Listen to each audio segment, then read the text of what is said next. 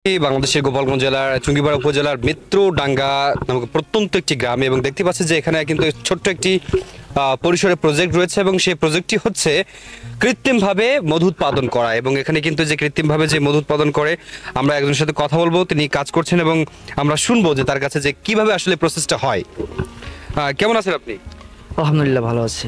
আচ্ছা, এই যে কৃত্রিমভাবে যে মধু আপনি করছেন, এই আপনি যে বক্স দেখলাম, এই বক্সগুলো কি আপনারা নিয়ে আসেন? জি, এটা আমাদের এই 2000 সাল থেকে আমাদের এই ব্যবসাটা। আমাদের বাড়ি হলো সাতক্ষীরা জেলা শ্যামনগর থানা।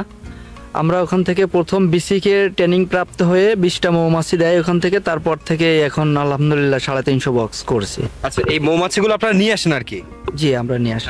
প্রত্যেকটা জায়গায় যখন আপনারা যান তখন এই মৌমাছিগুলো সাথে নিয়ে যান এবং ওখানেই আর কি এগুলোকে উন্মুক্ত করেন? জি, আমরা যখন যে এলাকায় ফুল থাকে তখন সেই এলাকায়, এখানে এখন শাপলা আছে, ধনচার ফুল ছিল, শাপলা ফুল আছে। আচ্ছা, তো যে কারণে এই এলাকায় আসা শুধু পোলেনের জন্য, এখানে মধু সংগ্রহ করার জন্য না।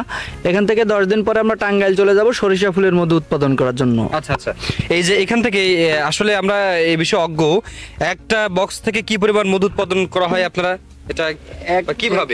এক একটা বক্স থেকে যখন সরিষার সময়টা বেশি উৎপাদন হয় 5 কেজি মতো মধু উৎপাদন হয় একটা বক্স থেকে। একটা বক্স থেকে 5 কেজি মধু উৎপাদন হয়। এখন এখানে মিক্স ফুল, তবে মধু হচ্ছে না, যতটুকু হচ্ছে ওরা খেয়ে বাঁচতেছে। আমরা জাস্ট একটা মৌমাছির পোলে নেওয়ার জন্য, এখানে ডিম বাচ্চা মাছি বৃদ্ধি করার জন্য আসা। আচ্ছা, বৃদ্ধি করার জন্য এখানে আসা আর কি। জি জি। তাই এখানে আপনার মনে করেন যে এখান থেকে আপনার আনুমানিক কিছু পরিমাণ তো মধু উৎপাদন হবে?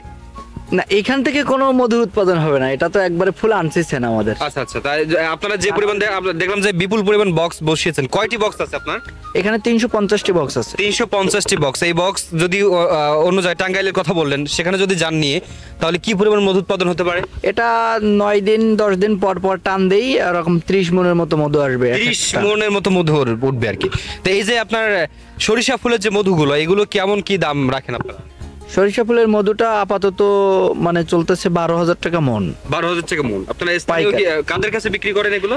এটাই এপি কোম্পানির কাছে দেই, বা আমাদের হার্বাল কোম্পানি থেকে বিভিন্ন কোম্পানি, ডাবর কোম্পানি ভারত থেকে আসে, ওনাদের কাছে এদের কাছে বিক্রি করতে হয়। তা আপনারা প্রতি মন কয় টাকা পান আনুমানিক?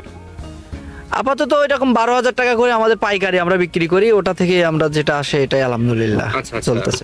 12,000 টাকা বিক্রি করেন আর কি সব মিলিয়ে। তা সব মিলিয়ে এখানে আর কি আপনাদের যে আসার উদ্দেশ্যটা, এই মূল উদ্দেশ্য হচ্ছে এখান থেকে কি সংগ্রহ করা? এখানে মূল উদ্দেশ্য হলো আমাদের মাছিটা বাড়ানোর জন্য, বাড়ানোর জন্য আর কি। হ্যাঁ, বংশ বৃদ্ধি করার জন্য আর কি। এখানে মধু উৎপাদন করার জন্য আপনারা আসেন নাই? না না, এখানে আসছেন কতদিন হলো আপনারা? এইখানে আসছে প্রায় 4 মাসের মতো হয়ে গেছে। 4 মাসের মতো হয়ে গেছে। আপনারা কি সব এইখানে থাকেন? থাকাটা হ্যাঁ, তাঁবুতেও থাকা পড়ে, পাশে একটা ঘর ভাড়া নেওয়া আছে, ওখানে থাকি। তবে আমরা তাঁবুতেই থাকি। আপনার এখানে যে 350টা যে বক্স রয়েছে, এখানে কয়জন লোক নিয়োজিত রয়েছে? এখানে 8জন লোক নিয়োজিত আছে। এটা কি ব্যক্তিগত উদ্যোগে করেন নাকি কোনো কোম্পানির পৃষ্ঠপোষকতা করেন আপনারা? সম্পূর্ণ আমার ব্যক্তিগত উদ্যোগেই। ব্যক্তিগত উদ্যোগেই করেন। এখানে ধরেন আপনি কোনো জায়গায় যাচ্ছেন, তা সেখানে কি আপনার জায়গার ভাড়া দেওয়া লাগবে কিনা? হ্যাঁ, এটা 5 মাসে 12,000 টাকা ভাড়া দিতে হয় এইখানটা, এই জায়গাটা। আচ্ছা, এই জায়গাটা, এই জায়গায় প্রত্যেকটা জায়গায় কি এরকম আলাদা আলাদা জায়গা আছে এরকম? হ্যাঁ, প্রত্যেকটা জায়গায় যে এলাকায় যায় ওই এলাকায় একটা প্রতি জায়গা দেখে তার সাথে কথাবার্তা বলে আমরা বসি, হয়তো 5,000 10,000 15,000 20,000 এরকম একটা অ্যামাউন্ট দিয়ে ভাড়া নেন আর কি। হ্যাঁ, দর্শক, কথা বলছিলাম একজন কৃত্রিম মাছি চাষির সাথে কথা বলছিলাম এবং যেমনটা ধারণা করা হচ্ছে যে এই যে প্রতিটি বক্স আপনারা দেখতে পাচ্ছেন, আমি দেখাচ্ছি, যদি একটি সরিষা ক্ষেতের আশেপাশে যাওয়া হয়, এটা বক্সটা স্থাপন করা হয়, তাহলে প্রায় আনুমানিক 5 থেকে 10 কেজি কিন্তু মধু উৎপাদন হয় একটা বক্স থেকে। এবং একটি পূর্ণ সিজনে যেখানে আপনার সরিষা চাষাবাদ হয়, ওইখানে যদি স্থাপন করা হয় তাহলে কিন্তু বিপুল সংখ্যক প্রায় 30-40 মনের অধিক কিন্তু মধু উৎপাদন করা হয়ে থাকে প্রায় 7 দিন অন্তর অন্তর আর কি। এক সপ্তাহে প্রায় 30 থেকে 40 মন কিন্তু মধু উৎপাদন হয়ে থাকে। এবং এই মধুগুলো কিন্তু যায় কথা একটা প্রশ্ন থাকে, এই মধুগুলো কিন্তু বিভিন্ন কোম্পানির কাছে হ্যান্ড ওভার হয়, যে কোম্পানিগুলো যারা ওষুধ প্রস্তুত করে এবং বিভিন্ন ধরনের কৃত্রিম ভেষজ ওষুধ প্রস্তুত করে, তারা কিন্তু এগুলো ব্যবহার করে থাকে। কথা বলছিলাম বাংলাদেশের টুঙ্গিপাড়া উপজেলার মিত্রডাঙ্গা প্রত্যন্ত গ্রাম থেকে।